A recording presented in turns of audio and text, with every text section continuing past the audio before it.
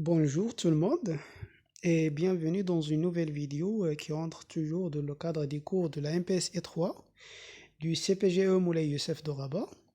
Dans cette vidéo-là, je vais essayer d'expliquer la troisième partie sur le cours des espaces pré-hilbertiens réels, dans laquelle je vais essayer de parler un petit peu sur les endomorphismes orthogonaux et les matrices orthogonales et voir quelques propriétés de ces deux notions.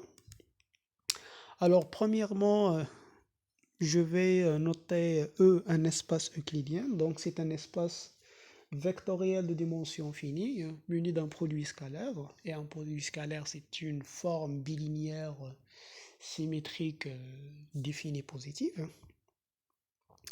Donc, notez par la suite deux parenthèses, par ces deux parenthèses, et ce truc-là, c'est la norme euclidienne associée au produit scalaire. Et n désignera en fait la dimension de notre espace vectoriel.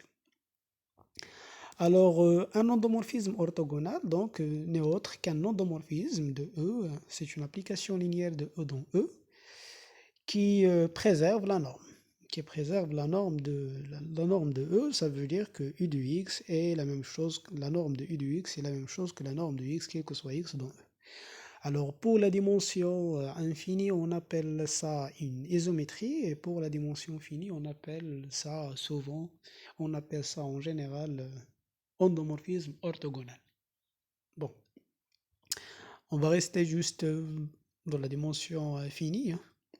Alors, O de E désignera l'ensemble des endomorphismes orthogonaux de E. Alors, comme premier théorème, alors un endomorphisme est orthogonal si seulement si, alors un endomorphisme orthogonal, ça veut dire qu'elle préserve la norme.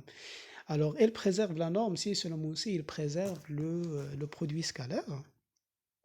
Parce qu'en fait, le produit scalaire provient de la norme et la norme nous donne, la norme c'est une norme qui est euclidienne, donc il nous donne le produit scalaire. Alors c'est ce qu'on essayera de voir. Donc si U est orthogonal, alors on fait appel à l'identité qui fait le lien entre le produit scalaire et la norme, c'est l'identité de polarisation. Et donc la norme de le produit scalaire U de X, U de Y n'est autre que 1 quart la norme de U de X plus Y au carré moins la norme de U de X moins Y au carré, et qui n'est autre que la norme de X plus Y au carré, parce que U il préserve la norme ici, et par celle-là, donc la norme se préserve par U, et donc ça c'est la norme de X moins Y au carré, et par l'identité de polarisation, encore une fois, cette quantité-là n'est autre que, que le produit scalaire XY. Et du coup, U préserve le produit scalaire. Alors inversement, alors pour l'inverse, il est un petit peu évident. Donc la norme de U de X n'est autre que la racine carrée du produit scalaire entre U de X et U de X. Alors puisque U préserve le produit scalaire, donc ceci n'est autre que la racine carrée du produit scalaire XX, qui n'est autre que la norme de X. Et par suite, U est un endomorphisme orthogonal. D'accord?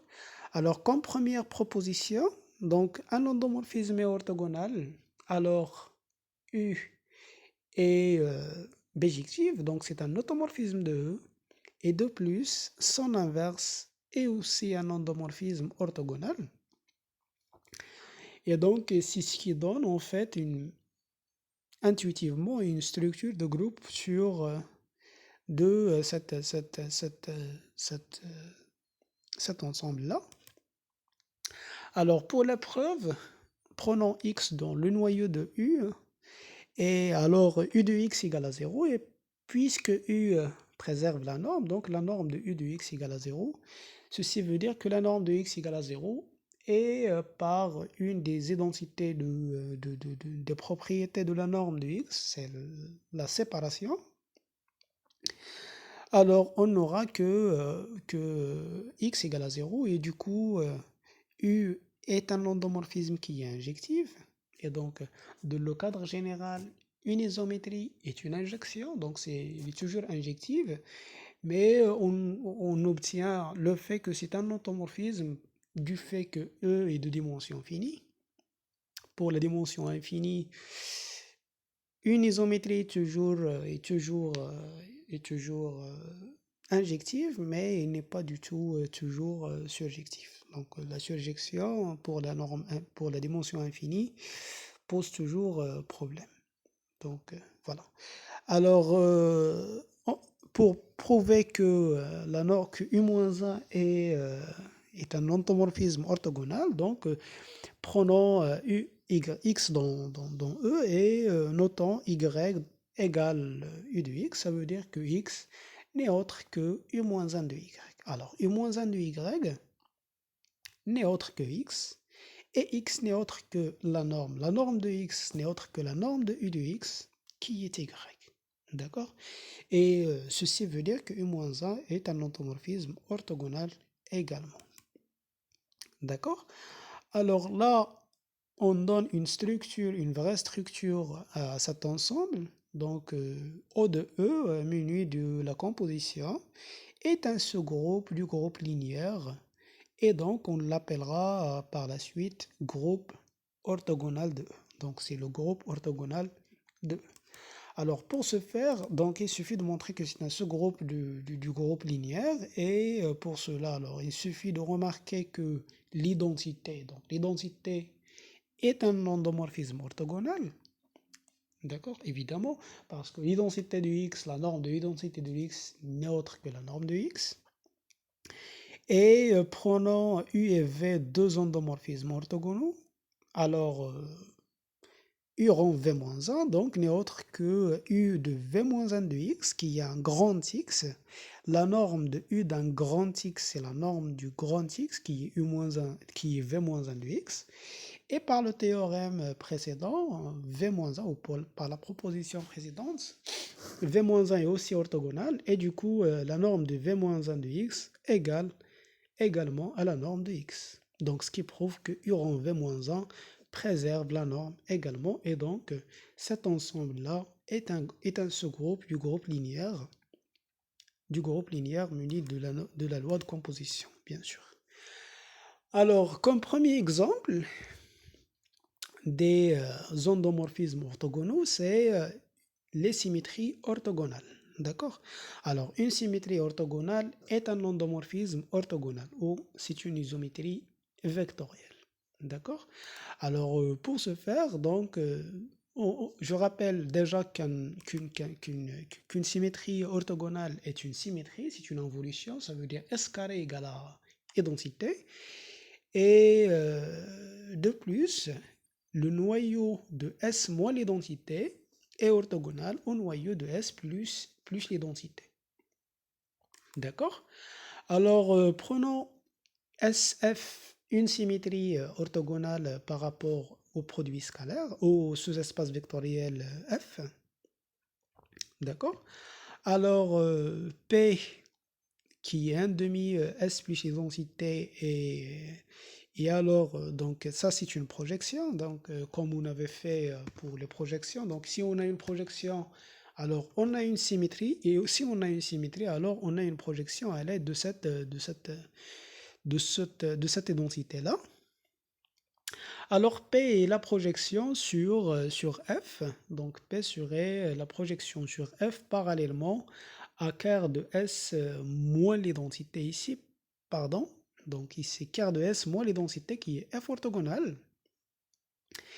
Et donc P serait la projection orthogonale. Donc c'est une projection de F parallèlement à F orthogonale. Donc c'est une projection qui est orthogonale. Et donc on aura en fait, si on prend SF de X, alors on peut écrire SF de X comme étant SF de X, 1 demi SF de X plus 1 demi X, donc qui est P de X, d'accord?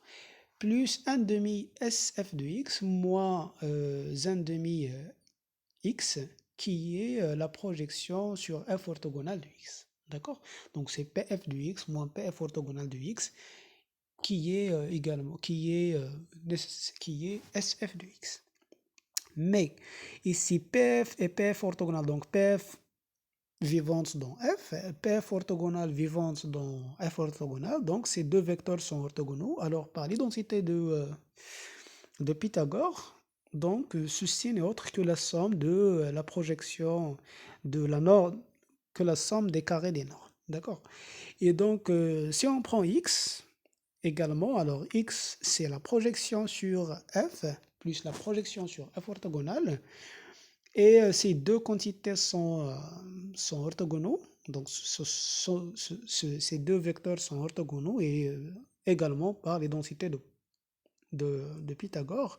C'est la somme des carrés des normes et qui n'est autre que SF de x. D'accord? Et donc, une symétrie orthogonale est toujours une isométrie vectorielle. Alors, une caractérisation pratique pour les endomorphismes orthogonaux, c'est le fait que U est orthogonale si seulement si elle envoie tout endomorphisme, toute base orthonormale en une base orthonormale, ou il existe une base orthonormale telle que son image par U est une base orthonormale aussi. Donc, si vous vous rappelez bien, pour GL pour GL de E, le groupe linéaire, c'est l'ensemble des endomorphismes de E qui envoient une base à une base. D'accord? Qui envoient une base en une base. Mais là, les endomorphismes orthogonaux, donc ils viennent naturellement, ce sont les endomorphismes, c'est le groupe des endomorphismes qui envoient une base orthonormale en une base orthonormale. D'accord? Là, il faut faire aussi attention. Donc, le pour-tout est équivalent à il existe. Voilà, c'est l'une des choses les plus jolies ici, les plus intéressantes. Donc, pratiquement, en fait, on cherche une base orthonormale, telle que son image est une base orthonormale. Et ceci également donne plein d'exemples d'endomorphisme orthogonal. Et donc, si tu cherches un endomorphisme orthogonal, il suffit d'avoir deux bases orthogonales, deux bases orthonormales. Donc, E, une base orthonormale, je vais appeler ça B, une base orthonormale, et tu envoies E1 à l'image, au premier vecteur, E2 au deuxième vecteur, ainsi de suite. Et donc, tu auras nécessairement une base, un endomorphisme orthogonal. D'accord? Alors, pour A implique 2, donc si U est orthogonal, donc on prend E, une base orthonormale quelconque.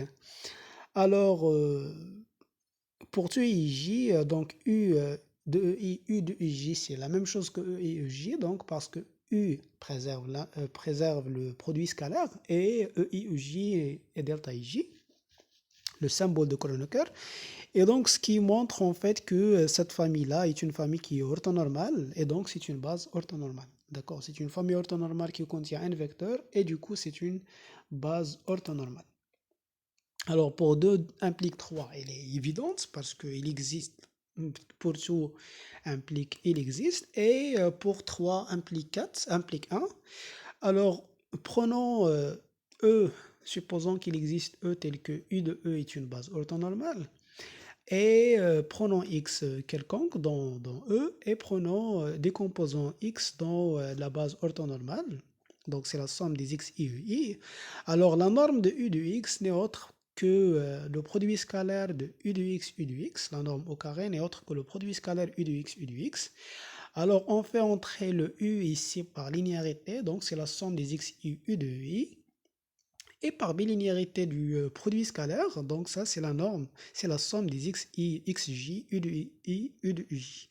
Puisque ça, ce sont des endomorphismes, c'est un système qui est orthonormal, alors ceci égale à delta ij, et donc il ne reste que le terme i égale à j, et u de ui, u de uj, u de ui, u de ui égale à 1, et donc ça c'est la norme de x carré par l'identité de Parseval. D'accord? Donc l'identité de Parseval, c'est la norme de x carré égale la somme des coefficients au carré. OK. Alors, comme exemple d'endomorphisme orthogonal, donc, alors prenons E et CR carré, muni de sa structure euclidienne canonique. Alors, prenons U défini comme ça. U de xy, c'est un demi x moins y, x plus y, 1 sur racine de 2, x moins y, x plus y. Puis, définissons donc, calculons U de E1, c'est 1 demi 1, 1, puis U de E2, c'est 1 demi 1 sur racine de 2 moins 1, 1. Et donc, il est facile de voir que ces deux vecteurs sont orthogonales. Donc, produit scalaire de ça avec ça. 1 fois moins 1 plus 1 fois 1, c'est 0. Et donc, c'est une base orthonormale. Et du coup, U est un endomorphisme orthogonal. Maintenant, passons aux matrices orthogonales. Alors, une matrice orthogonale, c'est une matrice qui vérifie transposée de A fois A égale à l'identité. Et on notera en fait par la suite ON de R, c'est l'ensemble des matrices orthogonales. D'accord? Alors là également, il faut faire attention il faut faire une distinction entre ON de R et O de Rn. Alors O de Rn, c'est l'ensemble des endomorphismes orthogonales. ON de R, c'est l'ensemble des matrices orthogonales. D'accord? Alors, premièrement, comme première remarque ici, alors si A est orthogonale, donc c'est une matrice qui est bijective, transposée de A fois A égale densité, donc c'est une matrice qui est bijective, et sans sa bijection, sa matrice réciproque n'est autre que la transposée de A. D'accord? C'est ce qui est vraiment génial. Donc une matrice est orthogonale, alors elle est inversible, et A moins 1 égale la transposée de A. Et donc, c'est ce qui montre le fait que A fois transposé de A également égale l'identité. Et du coup, A n'est autre que la transposée de la transposée de A. Et donc, la transposée de A est aussi orthogonale. D'accord? Et donc, alors, il est aussi, il vérifie également cette identité. Et donc, ici, je rappelle, donc, A, c'est transposé de A fois la transposée de A égale l'identité, ce qui veut dire que la transposée de A est également une matrice orthogonale.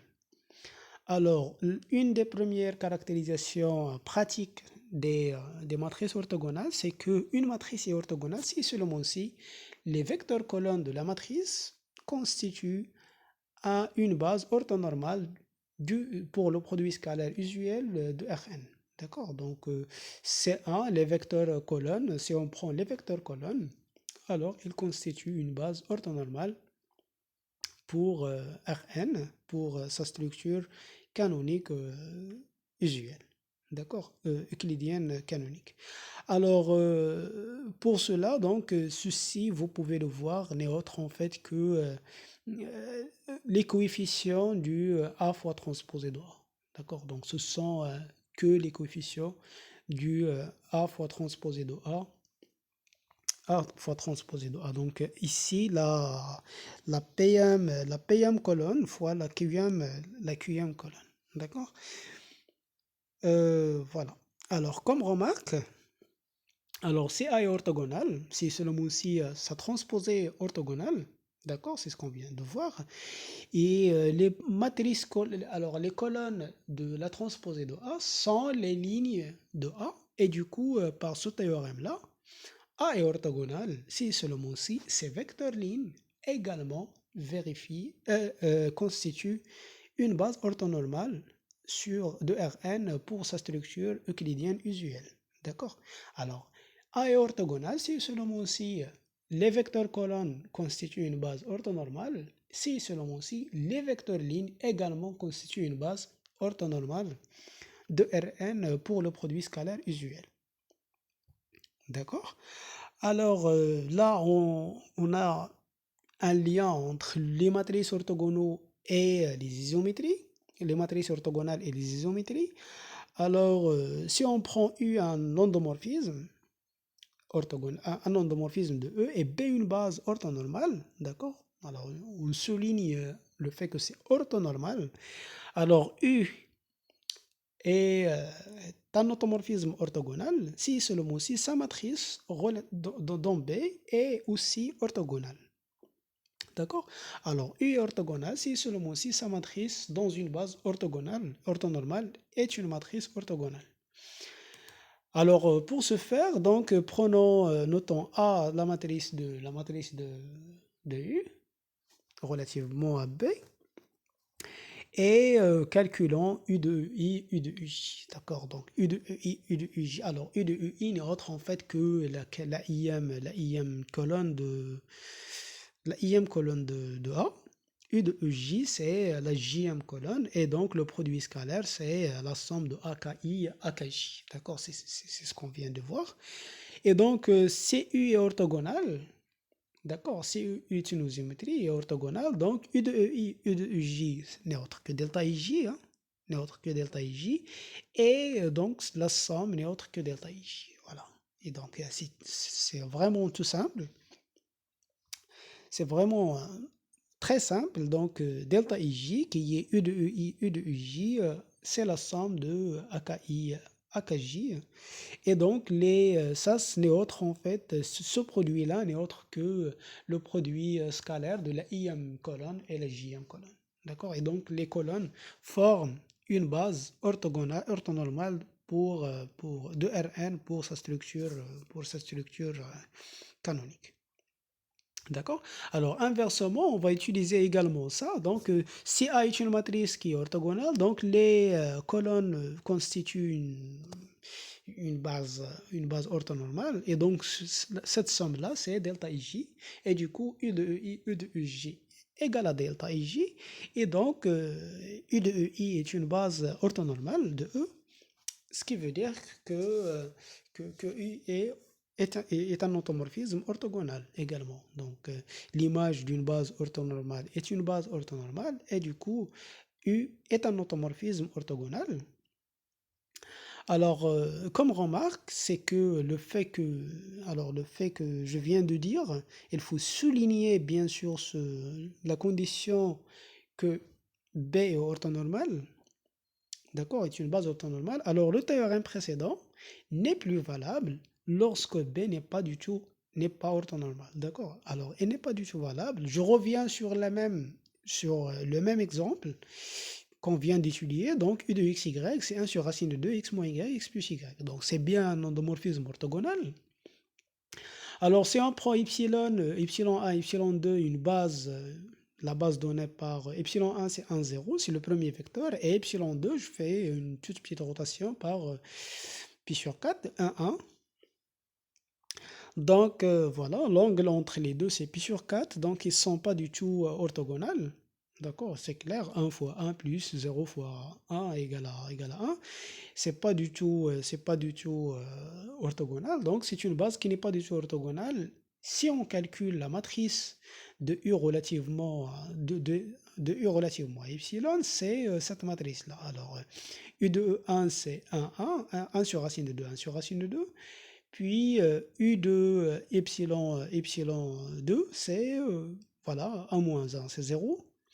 Puis 1 plus 1, c'est 2, 2 sur racine de 2. Voilà. Alors, tout simplement, ces deux colonnes ne sont pas du tout orthogonales. Alors, également, l'angle c'est pi sur 4. Alors, 1 fois 0, puis 1 fois 2. Alors, 1 fois 0 plus 1 fois 2 égale à 2.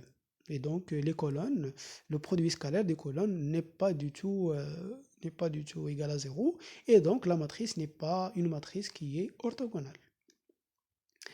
Alors, pour la matrice, alors la matrice de passage entre deux bases orthonormales. Donc, si vous vous rappelez, on a vu déjà que la matrice de passage entre deux bases est une matrice qui est inversible.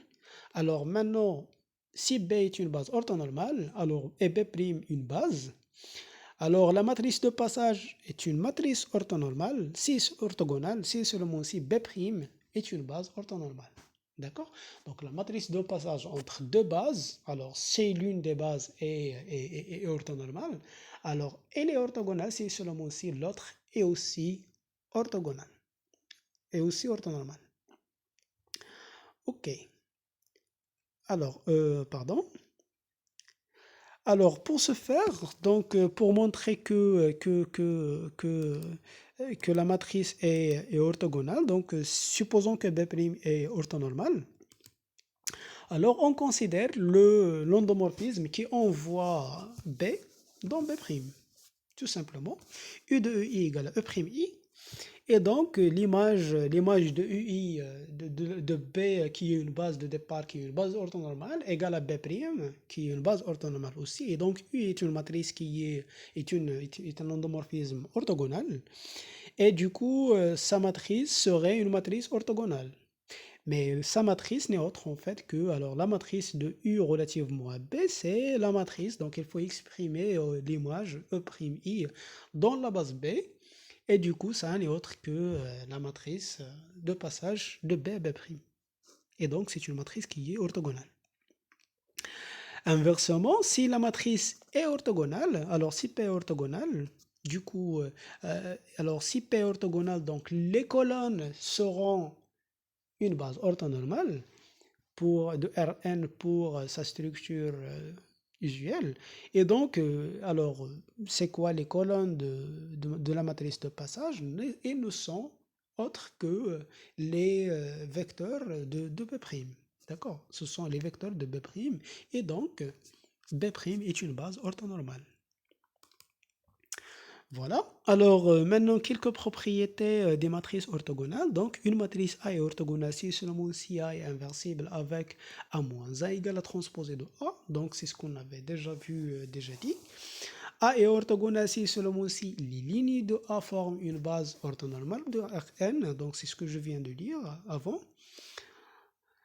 A est orthogonale si... Alors, si A est orthogonale, donc son déterminant égale plus ou moins 1. Pour la réciproque, elle est fausse.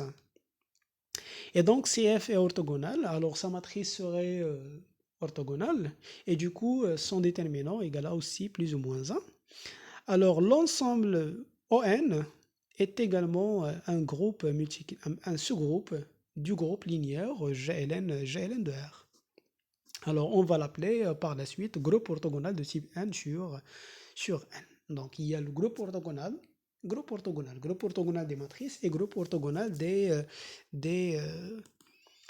groupe orthogonal des endomorphismes. Et ils sont bien sûr ambijexia.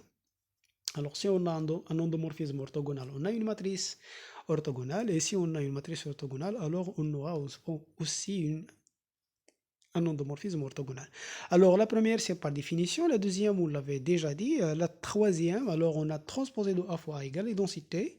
Et du coup, le déterminant de transposer de A fois A, qui est le déterminant de A carré, égal au déterminant de l'identité, égale à 1. Et donc, on obtient que le déterminant égale à plus ou moins 1. Pour l'inverse, on considère la matrice A qui est 1, 0, 1, 1, qui bien sûr n'est pas une matrice qui est orthogonale, n'est pas orthogonale, mais elle est de déterminant égal à 1. D'accord? Alors, c'est pas orthogonal parce que 1, 1 n'est pas orthogonal à 1, 0. Et la troisième, c'est vraiment la même chose. C'est vraiment la même chose que de montrer. Donc, on passe juste par... alors, si A est une matrice orthogonale, donc on fait l'endomorphisme canoniquement associé. Si B est une matrice orthogonale, l'endomorphisme associé serait une matrice orthogonale. Et du coup, la composée entre les deux est un endomorphisme qui est orthogonal. Et la matrice du composé, c'est le produit. Et donc, c'est vraiment très facile. Alors maintenant, considérons l'ensemble des matrices, des endomorphismes orthogonaux de déterminant égal à 1. Alors ça c'est quoi en fait? Ça c'est le noyau du déterminant. Donc le déterminant c'est un endomorphisme de groupe. D'accord? Si on le considère de GL du groupe linéaire vers R étoile. Donc c'est un morphisme de groupe. Et donc ça n'est autre en fait que le noyau inter O de E. D'accord? Donc c'est le noyau inter, c'est la trace du noyau dans O de E de le groupe orthogonal. Et donc ça c'est un groupe, ça c'est un sous-groupe. On va l'appeler par la suite groupe des rotations. D'accord? Donc on va dire que ce sont les isométries positives ou les rotations de E. D'accord? De même, on vérifie que SON, qui est l'ensemble des matrices orthogonales de déterminant égal à 1, est aussi un sous-groupe du groupe ON. Donc, c'est également le noyau, la trace du noyau de déterminant sur ON de R. Et donc, on va l'appeler également groupe des matrices de rotation de taille n. D'accord? Donc, groupe des rotations, groupe des matrices de rotation. Alors, par exemple, si on prend A, cette matrice-là, donc il est facile de voir que les vecteurs colonnes forment une base orthogonale. Donc, ils sont orthogonales 2 à 2 et son déterminant égal à 1. Alors, c'est une matrice de rotation. D'accord? Donc, c'est une matrice d'une rotation, d'une rotation, donc c'est un élément de SO4. SO4. Alors, si on prend la matrice de la forme cosinus θ moins sin θ, sin θ, cos θ, puis 1, donc ça aussi est un élément, donc on peut voir que les trois colonnes forment une base orthonormale de, de R3, et donc c'est un élément de SO3. Alors, comme troisième exemple, une réflexion. Donc, une réflexion, c'est une symétrie par rapport à un hyperplan. D'accord? Alors, une symétrie par rapport à un hyperplan n'est pas dans SO de E. C'est une isométrie, mais c'est une isométrie qui est négative. Alors, pour ce faire, donc, on considère EN.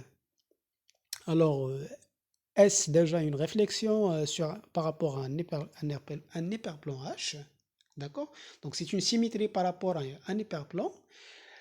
Alors, on prend EN, un vecteur unitaire de H bar, H orthogonal, et une base orthogonale, orthonormale de H.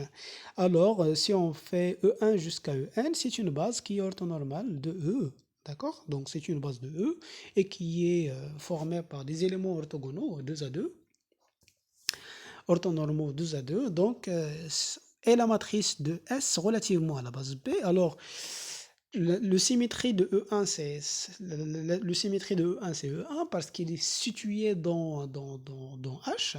De chaque EK avec K inférieur ou égal à n moins 1, c'est le même EK parce qu'il est situé dans H. Donc, il n'y a pas de symétrie.